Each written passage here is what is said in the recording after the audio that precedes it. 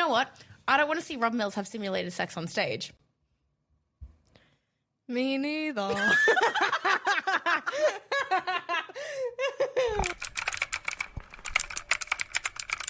Hey. We've decided that coming into our 11th episode, we're in the double digits now, and we think we're just going to come in with a much calmer approach. Of course, I think we're going to be a little bit more calm with it. Really little calm. bit more ASMR. This is going to be a lot more approachable of a podcast. It's going to widen the target audience. We've got a few friends and family saying, Totally. I'd love to support, but I don't get it. And that's on us. We're going to become more approachable. And you know what? I fell asleep editing the podcast a couple nights ago. So maybe this will help you all fall asleep. So this week in men's sports. No, I don't know. No. I don't think it's working for us. It was a fun bit. It was good. Hey guys! Woo! Welcome back to episode 11. My favorite character in Stranger Things. I've actually never seen Stranger Things. Woof. I was lying. It's not my favorite character, and it's fine. It's I feel like my favorite character would be Max. I don't know. I just Yeah. really love Sadie Sink. Love Sadie Sink. Ooh. You know what? There was a musical she did, like a movie musical, that I was very under the influence when I watched. And it kind of feels like a fever dream, and I wasn't sure if it was real, if it actually happened, if it was just like a dream. Oh. And it was real. I think it's called Odessa. I've never heard of it, but Very. I'm excited to lock in. I think it's based on like a Greek. Mythology? Yeah. Sure. Love it. A Greek tragedy? Watch into it. Who knows? Who knows? Speaking of who knows. Speaking of tragedy. Speaking of tragedy, we've had a couple castings recently in Australia. Which, how exciting. So exciting. No matter what, love seeing people get a paycheck. Absolutely. I also love seeing new things. I mean, Beauty and the Beast just closed, and it was literally performing for like 3 years. Yeah. I'm like, okay, we've seen it. We've Wrap had it up. Wrap it up. Let's go. Let's get something Yes. new. So speaking of tragedy, Waitress the Musical, which has literally been coming to Australia Since in quotation 2019. marks. Literally. You know, for a while there, it was supposed to be Delta Goodrem as Jenna and Hugh Sheridan as Dr. Pomander. Who? I actually love Hugh Sheridan. Sorry, should I know who that is? He was in Pack to the Rafters. Nah. He's kind of iconic, and I'm kind of obsessed with him. I met him when I was a lot younger. Okay. So maybe that's why I'm kind of obsessed. Okay. And I genuinely do believe he would have done a great job with the role. But And you know what? Delta Goodrem is an incredible singer. But She's an incredible I don't know vocalist. about the acting vibe. I've actually never seen her act. I No. think I would prefer Delta to who we do have as our Jenna, which is Nat Bass, Natalie Bassingthwaite. I've actually never known, and I never will know how to pronounce her last name. Now, I'm just going to preface this. I do love Nat Bass. I think she's an incredible theatre performer. I saw her in Jagged Little Pill, and she did rock my world. Okay. In Jagged Little Pill, however, she was playing like a 45-year-old mother. Yeah. Perfect casting. Hello. Hello. And she was singing Alanis Morissette songs. And if you don't know, Nat Bass is pretty much a trained like rock singer that then went into theatre. Because isn't she like a pop sing? Like, doesn't she sing? Like, she's an artist. Now, I didn't grow up in Australia, so there's a lot of Australian icons and celebrities I don't really know. I'm really sorry. Yeah, no, she's in a very famous band that is actually touring at the same time as the Waitress tour. So Nat Bass actually has some scheduled shows off. So if you're wanting to go see Waitress, but you're not really feeling like supporting the current casting, on the website it does say dates that Rob Mills is not performing and dates that Nat Bass is not performing. I personally am kind of keen to see Rob Mills. I'm a Rob Mills apologist, guys. I am a Rob Mills apologist. Yeah. Now, I know he's been in everything, but I actually think he's a great fit for Dr. Pomander. My thing is, I think Rob Mills is the younger version of Todd McKenney in the way that I've seen them both in so many different things, and I've never been impressed. Oh, I've never been like shocked to my core at how incredible their performance was. I was never like, wow, they were sucked, because of course they're both incredible and well accomplished performers. However, I don't know. I think the issue with the casting that many people are having, that I believe both of us are also having, is just it's so uncreative. It's so unoriginal. I'm really excited about. Is it Gabrielle Thomas? Yes. Gabrielle as Becky. Which I'm sorry, I know Mackenzie Dunn has been on the touring circuit a while, but I think she is a perfect Dawn. I've never seen her in anything. Oh my God, she's such a versatile performer, first of all. Because she's been Penny in Hairspray, Rizzo in Grease, First and ever just casting recently, Lily St. Regis, like the hotel in Annie. True. And genuinely, like, she can do it all. It's like her and Rob Mills are on the same, like, I'm sorry, I kind of love them. Yeah, I don't have an opinion on Mackenzie Dunn because I have never seen her in anything. She's really, really good, and she's so versatile. Like, she can do anything. And I'm really, like, my favorite song in Waitress is Go Ahead, throw your rocks at me. Oh, she's going to eat that. Gabrielle Thomas is going to eat that. I've also never seen her in anything, but all I've heard from Tina, because she played Tina Turner in Tina the Musical, and I think if you can play Tina Turner, you can do frickin' anything. My goodness. I'm very curious as to who Augie is going to be. See, I think it should be me. I think I need to stop saying that. Every time we talk about a cast, I'm like, it should have been me. I think give me like 10, 15 years. I'll be in. Is it Ogie? Dawn's love interest. Maybe because she's like very southern. She says Augie, but maybe it is Ogie. I'm just going to say Augie. I'm not a big fan of like musicals releasing the principal cast and then just the ensemble kind of like filters in underneath. Yeah, that pisses me off. They never do an official like ensemble post. Like they never make a big deal out of it. So unless you like follow these people on Instagram, you don't see it. That's something I don't like. Yes. Ensemble makes a freaking musical. Have you guys done those harmonies? The harmonies in Bad Idea and doing the ba ba ba ba ba ba. Awful. Literally. So hard. I believe it. Shout out the ensemble for Waitress and Musical. Will you be seeing it? I think I will. It's an incredible show. I saw it on Broadway when I was 15 and I loved it down. Yeah. It's such a beautiful, beautiful show. Am I petty that I didn't get in the room? Yeah, a little bit. But you know what? And the you fact would look that way too young compared to everyone else they that's the cast thing, because but they cast so much older the than the other characters thing actually in are. the brief they had playing ages.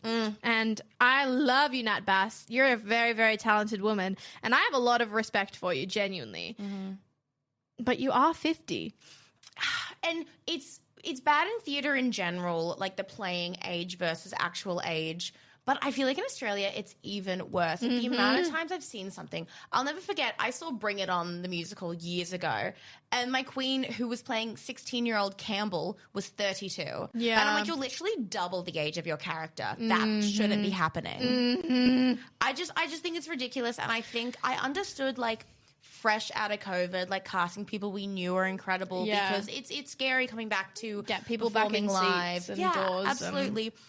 It's been plenty of years now. We can be more creative. Yes. And speaking of what you said on the ensemble bit, we also had two other casts come out this week. We had the Neil Diamond musical come out. Now, I have thoughts on that because they pre-cast Neil Diamond as a Broadway transfer, but the rest of the cast are Australian, New Zealand talents. And they did post the ensemble in the cast announcement. Out. Kind of love that. And also, God, it was like a breath of fresh air waking up this morning and seeing a cast of kind of like new faces in the industry. Young faces. For perfect casting. For Heathers the musical. Which I love, number one, I love an open call. I think it's so important to have more open calls, but there's nothing I love more than an open call that results in unknowns being cast. Literally. The amount of times there's open calls and it's just pre-known people getting cast. The Heathers the musical on Broadway was also an open call, and literally everyone who was cast is well known, been on Broadway, been doing the thing. Actually, their Martha was not. Was it TikTok? Which was one viral TikTok. Their Martha story is actually incredible. She was in one viral TikTok that her university posted, and it was her singing Creep by Radiohead. And the producers called her and said, please submit a tape. And then she did, and then she got Martha. Shout out. Everyone else, bullshit. But the girl who plays Martha, up there with Rob Mills and Mackenzie Dunn, I will get behind her. Okay? I love that. Anyways, but yes. The Australian cast of Heather's the Musical. And now Jazz and I have a really special connection to Heather's the Musical because that's how we met. That's how we met, me and Ensemble, and you as Martha. So I think our opinions matter because we've done this show. Period. We've done this show. Period. And it's just so exciting to see some fresh new faces. Literally. There's a couple people that have been in things before. Yes. Like Callista Nelms, who was actually on friend of the pod. I don't even know if you know Callum. My friend, an ex-teacher, Callum Warrender. Oh, he yes. was on The Voice. Yes. The same season as Callista. You know what? I was taught by Callum yonks ago. What? Ensemble singing. I remember he taught me Ascot Gavot. Every Duke and Earl and He loves Ascot Gavot. He also loves This Man. He's got incredible voice. Oh Have my him God. on the pod, He's surely. actually fucked. He's touring with Pretty Woman, but I feel like when he gets back, we can convince him. Done. Anyways, Callista but Nelms. yes, I became obsessed with Callista when I was watching Callum's season of The Voice. Whoa. I became obsessed, and then Callista booked a bunch of things. She's been in Rent. She's been in Rent twice. again. Yeah. She's been in different Rent productions twice. of Rent. And I'm so keen she's playing Heather Chandler. Yeah, and I really like the casting of a Maureen as Heather Chandler. Right? I'm really excited for I this. do like that. After such a boring casting of Peyton List in Heather's the Musical in New York. Yeah. Sorry, off Broadway, not even on Broadway. Yeah. It's such a boring casting, so it really excites me. Mm. Even this whole cast, like Connor Beaumont was in American Psycho. Yeah. But literally everyone else is almost was a like lot. fresh out of uni. Sorry. You're fine. Yeah. Whoa! But yeah, pretty much everyone else is like fresh out of uni, Yes. fresh doing the thing. Yep. So exciting. There is nothing more exciting to me than seeing a professional casting released with people who have phone headshots, not even professional ones. Literally. There's nothing that excites me more. I do have one other thing to say. This is still back on The Voice. Okay. Have you ever watched a season of The Voice? My first ever concert was The Voice. I don't remember what season. I think her name was like Cat. Or, I don't know. She had cat ears. That I don't know. Well, yes. That was my first ever concert. I was going to say. Now this is very niche. I only know this because a friend of mine told me. Gotcha. The girl playing Veronica Sawyer was on The Voice in a little girl group called G Nation. And they sang the most iconic cover of Seven Rings by Ariana Grande. And they all, Oh my god, I know exactly and what they you're all talking had about. like different pastel gowns, and they had like candelabras all over the table. And Rita Ora was their coach, I'm pretty sure. Like this was an iconic season. Oh my gosh. Anyways, she's playing Veronica Sawyer, and I'm kind of Shut upset. up. Right? Because now speaking about The Voice, when I was in year 5, I auditioned for The Voice Kids. That's so fucking rude. I'm just picturing you next to screen being like, "Hi, my name is Claudia Chemka, and I am auditioning." No, while you're there, I'm going to get the audio up of me singing. I sang, good. "Hey, how you doing? Sorry I can't get through. Why don't you leave it?" No, I feel like that's age appropriate. You know what else I sang? Some people live for the fortune. Period. I did not sound good. I was in year 5. Sorry. No, I was only Let's go laughing back at my to- thought of you slating at year 5. And it's also like me fresh out of the shower, this like awful neon green sweater, like freshly coming in boobs, but like no bra to be seen. It's just, and I'm like fresh out of the shower, hair up in a ponytail in front of a curtain. It was awful. Oh my but hey, I got in God. the room. Oh my God. I mean, there's like 7 rounds of auditions. I did not get on the show. But what we all need, you need some no's to get a yes. Hey, so true. And I read that in the Bible. Yeah. Speaking of exciting castings, I sorry, thought you were back gonna to say, Heather's. speaking of the Bible. Speaking of the Bible, my Jesus, Mel O'Brien. Yes! Oh my God. I literally, when I found out that Heather's was coming to Australia, I was immediately like, Mel O'Brien needs to be Martha. There's no one else. No one else. No one else. Feel the rain on your skin. No, but I'm so excited for Mel O'Brien. I've actually never seen her in anything, but I do love her podcast. Rat Bag. Is that it? Yes, Rat Bag. because they have a theme song that goes, you put a rat in a bag. That's a rat in a bag. It's a suffocated rat bag. Do you not know what I'm talking about? I don't like They have a theme song. I swear. Should we make a theme song? That's a lot of effort. Working notes. Trademarked, not a Coldplay song. Coldplay? I don't know. I don't think that's a Coldplay song. Anyway, I'm really excited about this casting. And also, my child and friend and sister Talia is in it. Friend of the pod. Friend of the pod, and I love her down. I'm so excited. She's not going to listen to this. I'm obsessed with her. She's not going to listen to this. We're really close friends. No, but like I know she won't. Anyways, but she is young Republicanette, understudy Duke, covering Chandler and Veronica. Hello? Adios, Mia. How many tracks? Jesus! So much. I think about that. I think like once you're in the swing of a show, being a swing or an understudy, like I think it's kind of fun because then like, oh no, I'm not doing the same show every night. Like it changes up a bit. But like I think about the like rehearsal the learning situation. process. Woof. I think about all those harmonies, and they had this thing hard harmonies, hard harmonies. Having to learn 2 different tracks of Candy Store alone. Woof. And having to learn. Yeah. No, thank you. Yep. No, Anyways, thank you. so basically, Waitress do better, and Heathers better do. snaps for Heathers. But you know what? Speaking about Australian musicals, there is another musical coming back. Moulin Rouge, the musical. Meh. Nah. I mean, like, I like Moulin Rouge, but like, I feel like it's done. It's you know a what great I mean? performance. I'm kind of like, nah. Yeah. We've had it. We've but, had it. like, it's guaranteed to do well. And it means that performers will get paid for doing what they do. Totally. So, like, I'm not mad. I'm just kind of like, let's try something else. You know what I mean? Something new. Try something else. Yeah. Try something out. I also, like, knowing that set and knowing all of that, like, that is such an expensive show to put on. I would imagine. Like, that's a huge, massive set to be, like, touring. I think it's just been announced to be in Sydney. Why are you laughing at me? I forgot what we were talking about. What show were we talking about? Moulin Rouge. I was like trying to think about what You're we're like, talking about. Heather's set is very small. I was like, set. You're like, they've got I'm the so sliding sorry. doors, maybe a fog machine. I completely went somewhere, and then I was like, set. Like, no, fuck. but You're Moulin right. Rouge, It is a big bumper massive set. Also, They changed the stage. every single dancer on that stage is wearing Ladukas. Dookie dookies. That's expensive. That's really expensive. The costumes, my having to goodness. build the stage around the seats, expensive. It's very expensive. Very expensive. But it will rake in the money. It will, and I just hope to see some new faces. I love Alinta as much as the next person. I mean, hey, look, if she comes back, I won't be mad. But I'm like, I'd love to see some new faces in it.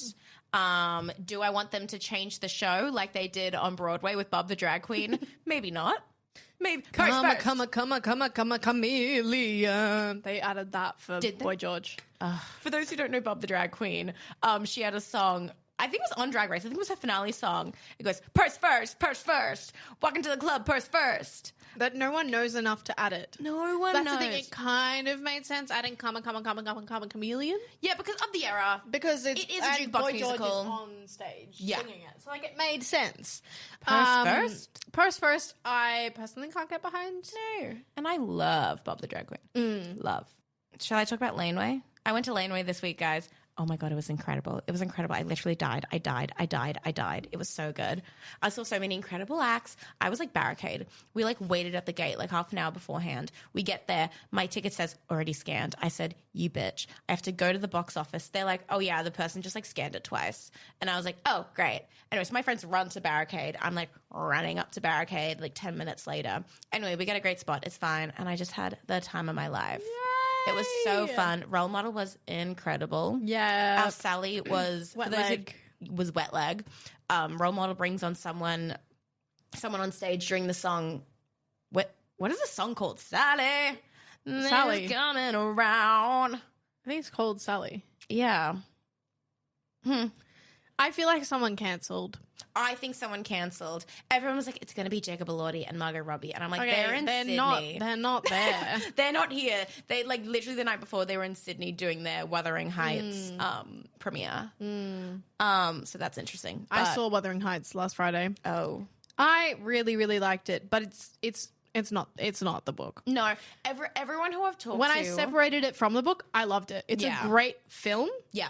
But it's not the book. I don't understand why we're taking these stories and calling it Wuthering Heights and doing this whole thing and then it not being... It's like Greatest Showman. I'm like, people had so many issues with it because it wasn't historically accurate and because P.T. Barnum was actually not a good person. Okay, hello. They weren't singing in the streets. But I just think they could have done the exact same story and just called it The Greatest Showman and just not had him be called P.T. Barnum. Everything, it would have been fine that way. But the fact that you're calling it, like you're using these historical figures or using these well-known stories and saying, oh, we're making a Wuthering Heights movie, and then it comes out, they're like, oh, but it's actually really different to the book. I'm like, just do a different story. Like, do it. I don't know. That's my take. As someone who hasn't seen the book, read the book or watched the movie. Everyone who I've talked to who's read the book did not like it. Everyone who I've talked to has read the book, who hasn't read the book, they loved the movie. I loved it. You loved it? But it's not the book. Did you believe their love? Because yes. Really? Honestly, their chemistry was so believable. It was like sexy. Really? I was, before watching the movie, it was like Jacob Elordi, Margot Robbie, like I'm not sure on this. Like there's an age difference. It's weird. They look do the characters together. have an age difference? No.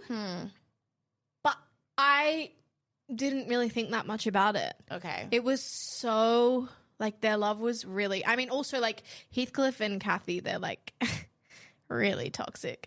And so they're like, they kind of were. So like, it's not really like love. It's kind of like...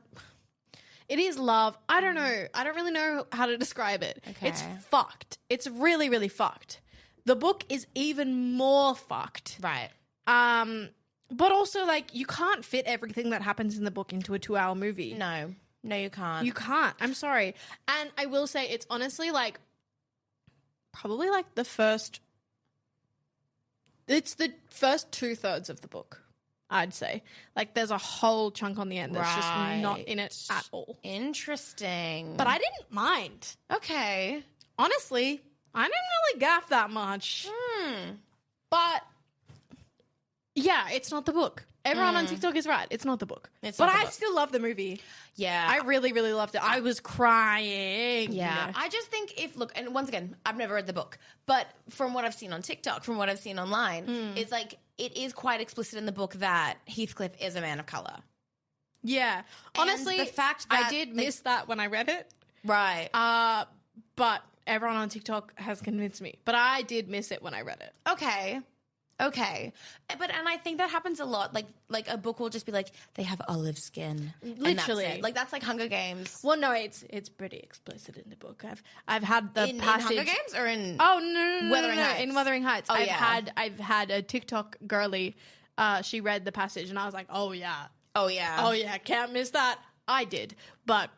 Yeah. It's hard when you read a book. It's a lot of words. It's a lot of pages. And the amount of times I'm like reading a paragraph. I selectively read. Yeah. I'm like, yeah, okay. And like sometimes I finish the paragraph and I'm like, fuck, I didn't actually read any of that. And I go, nah, keep on going. Yeah, literally. Very that. So I think that's what happened. Hearing. So I don't enjoy that. And I especially think with like classic texts, older literature, I think it is so rare that you see people of color in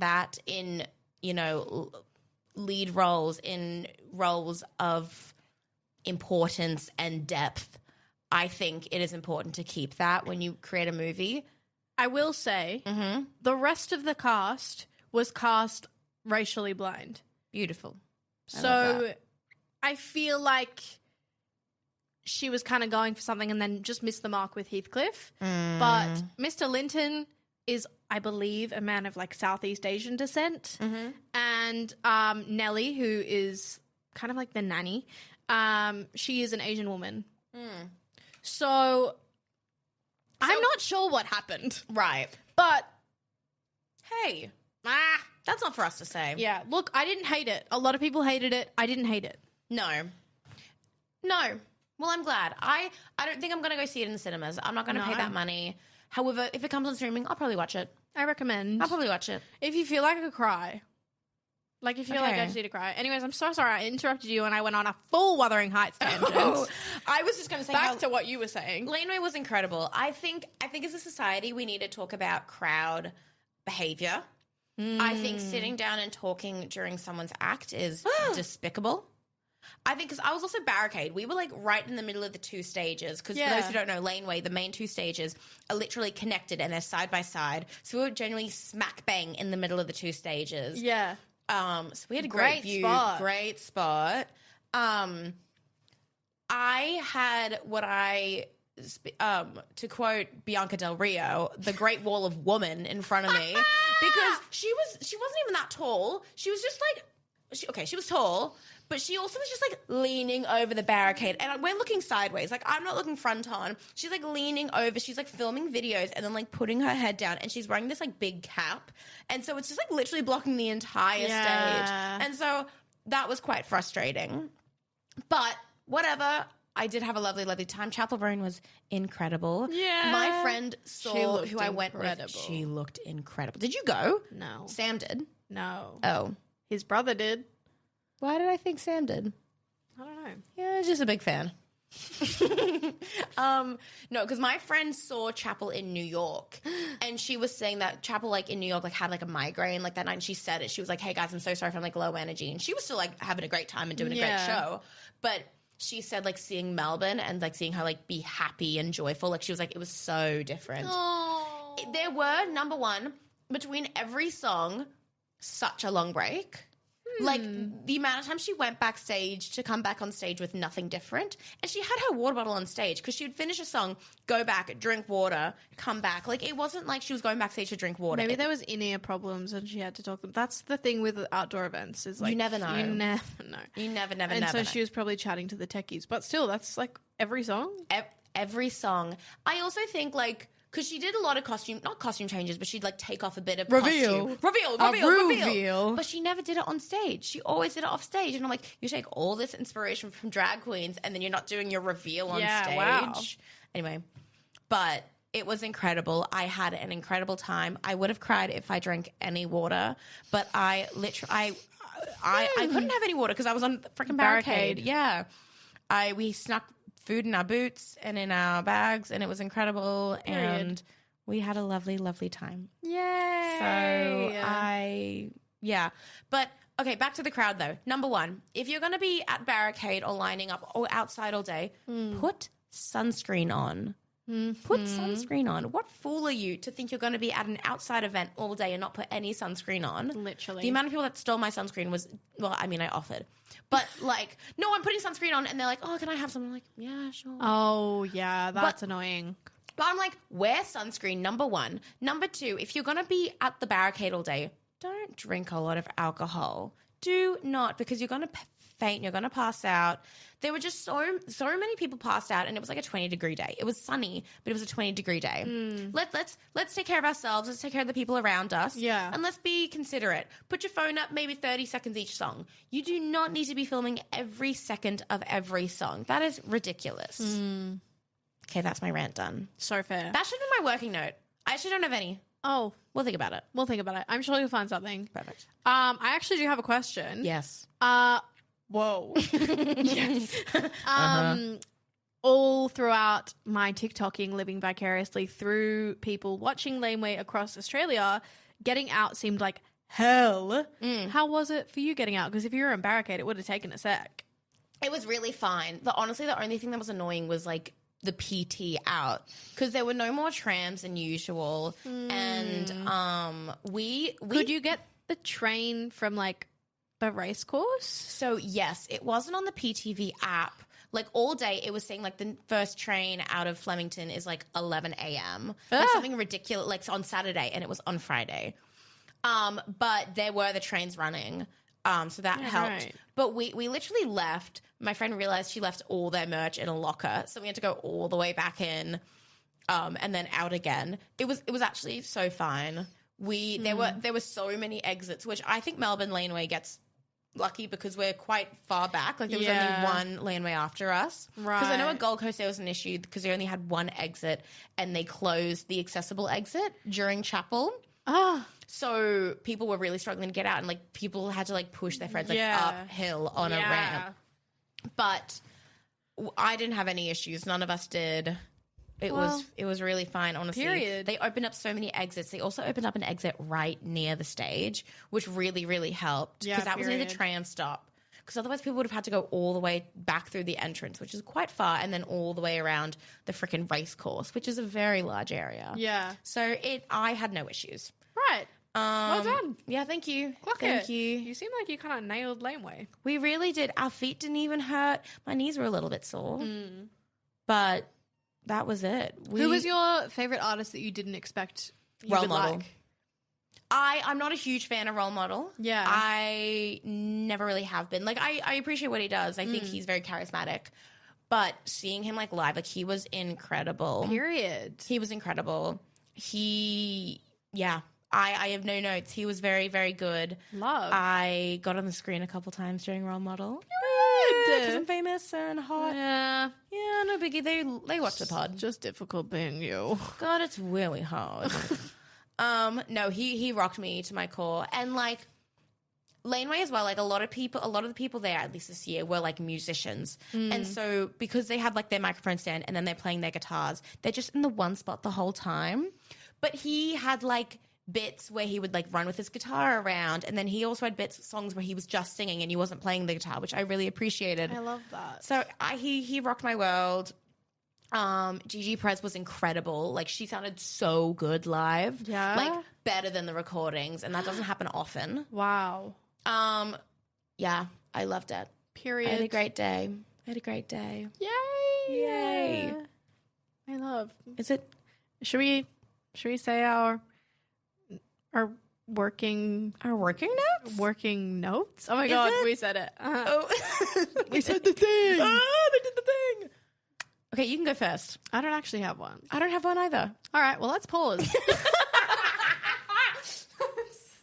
Okay, we've had a think on our working notes. We appreciate you being gracious with us. I had a bathroom break. It was really nice. Am I skinnier?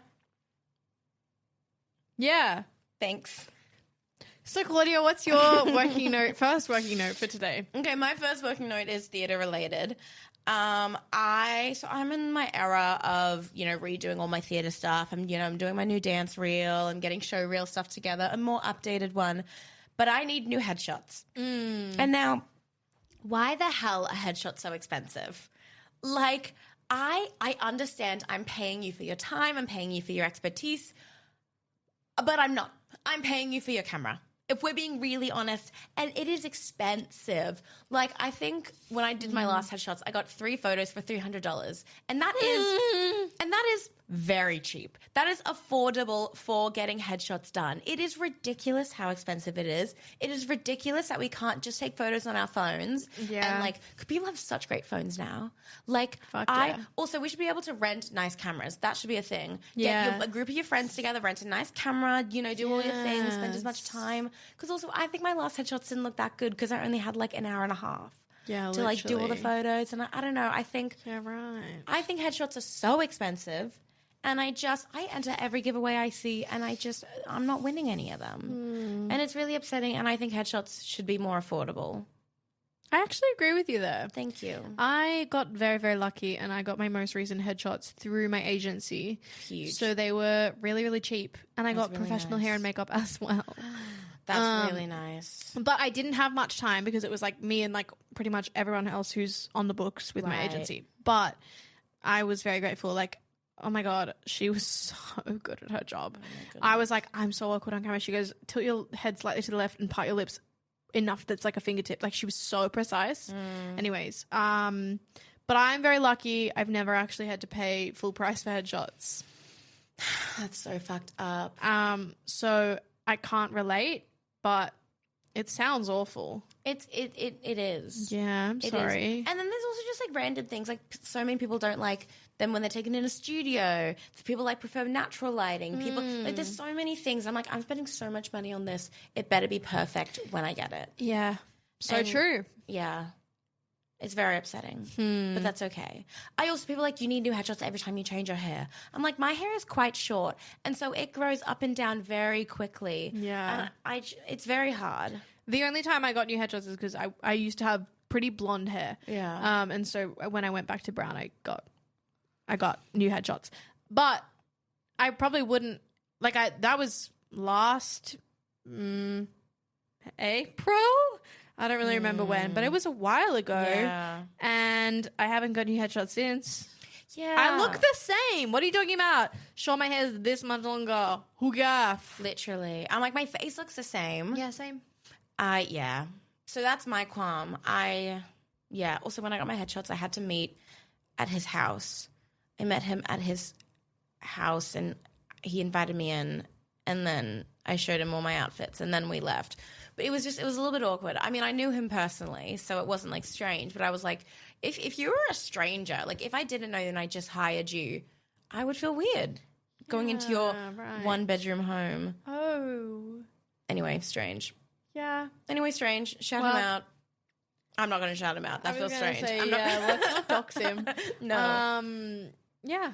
Well, that is an excellent working note. And I really agree with you there. Thank you.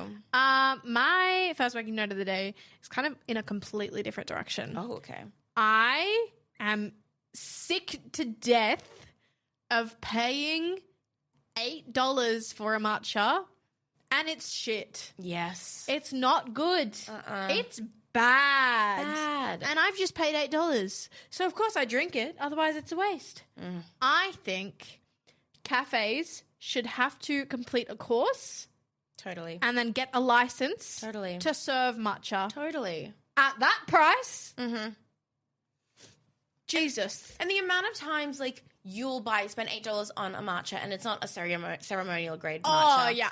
And lots of people don't know what they're looking at. And, as a barista myself, and I make matcha at one of my jobs, it's a skill. It takes time. It's not There's specific instructions, the water has to be a specific temperature. Yes. You have to do it with a specific whisk. Yep.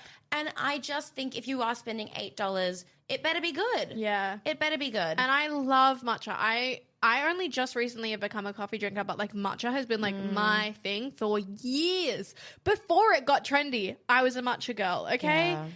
And I'm just sick to death of paying 8 matchas and $8. 8 matchas. In my country, we have matcha instead of dollar. I wish. God. No, I'm sick of paying $8 and gambling if a matcha's going to be good or not. Totally. I feel rude.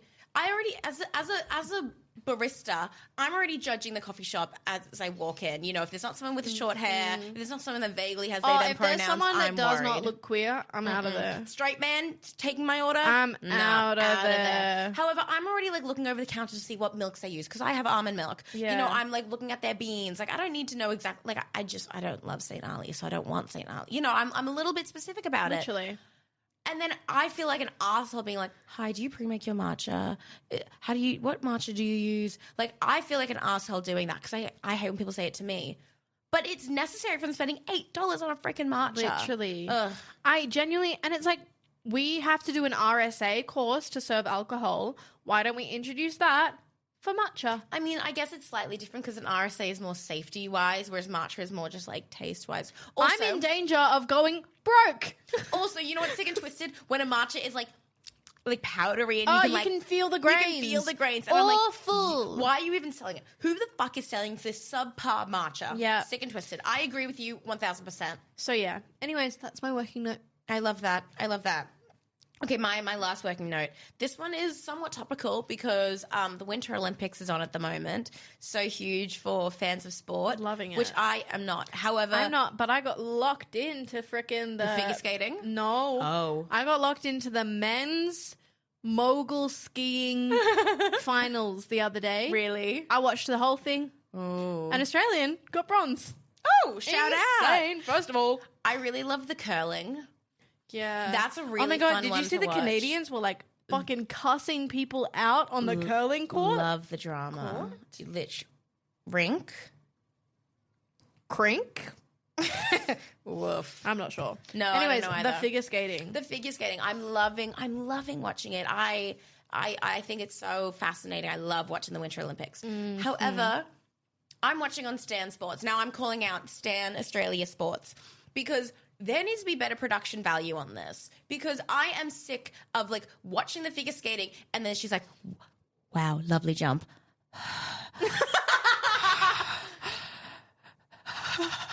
Like it's literally like that's what it sounds like, and it's ridiculous.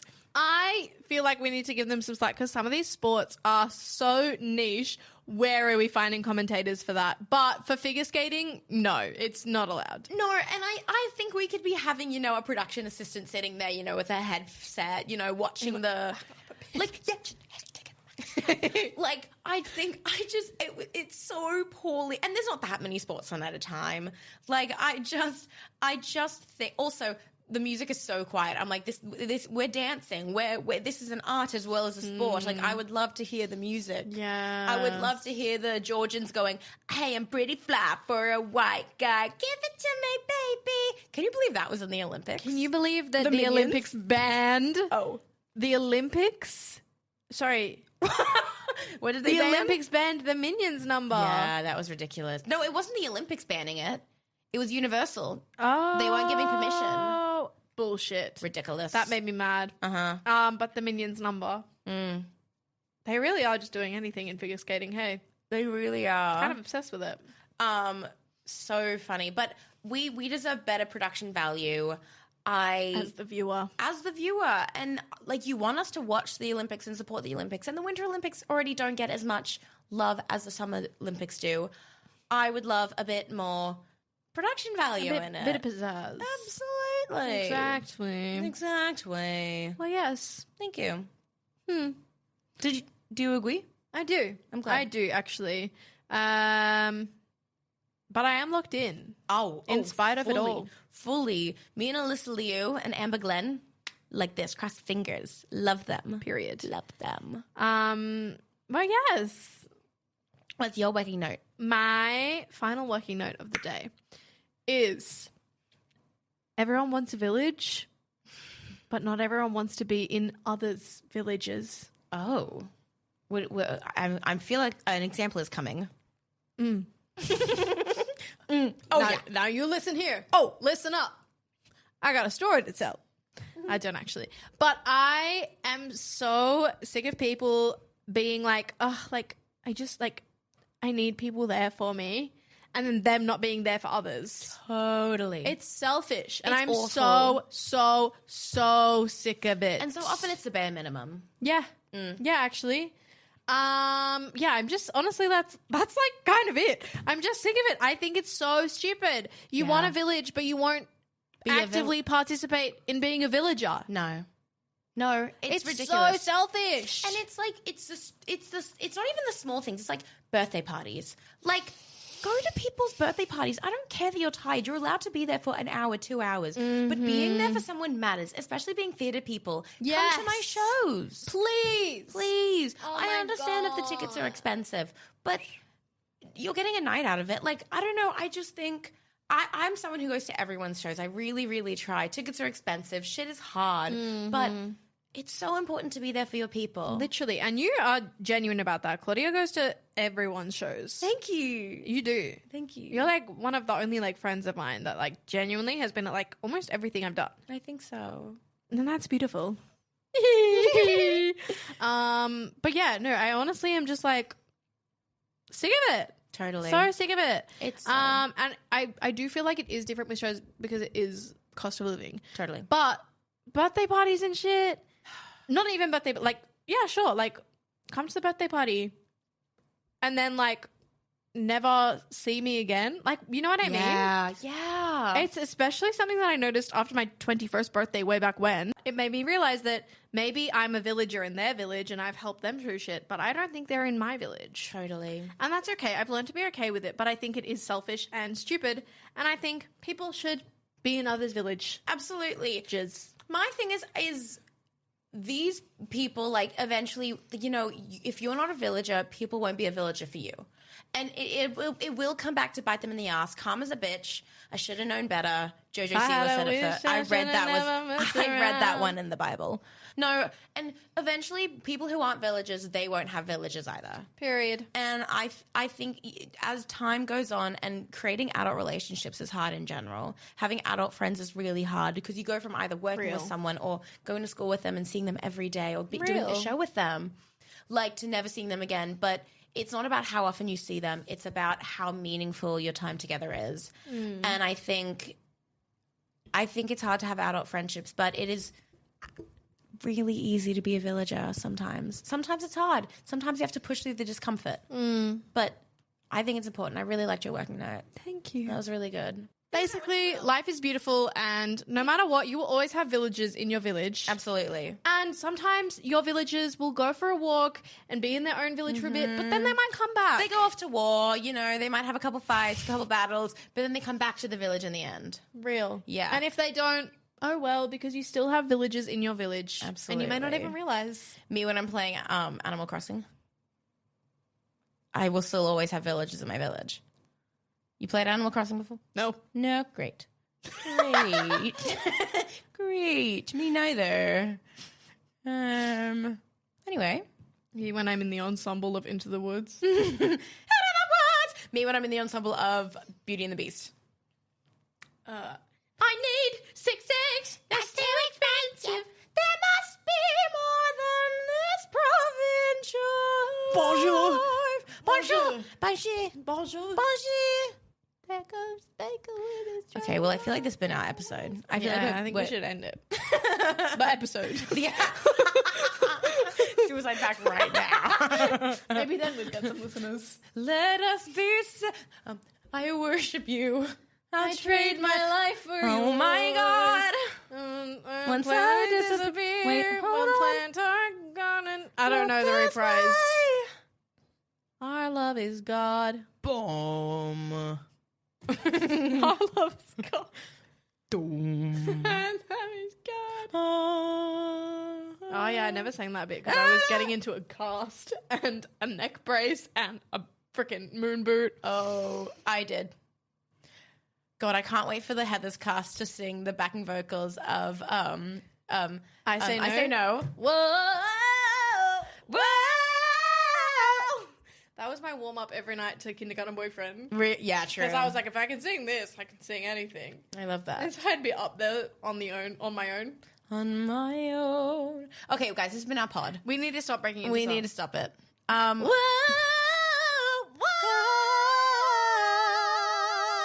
whoa, no! Love that song. Okay, bye, everybody. Don't love dancers in white shirts and turning shoes, but hey. Hey, shout out Dilby. Bye! Bye, you all!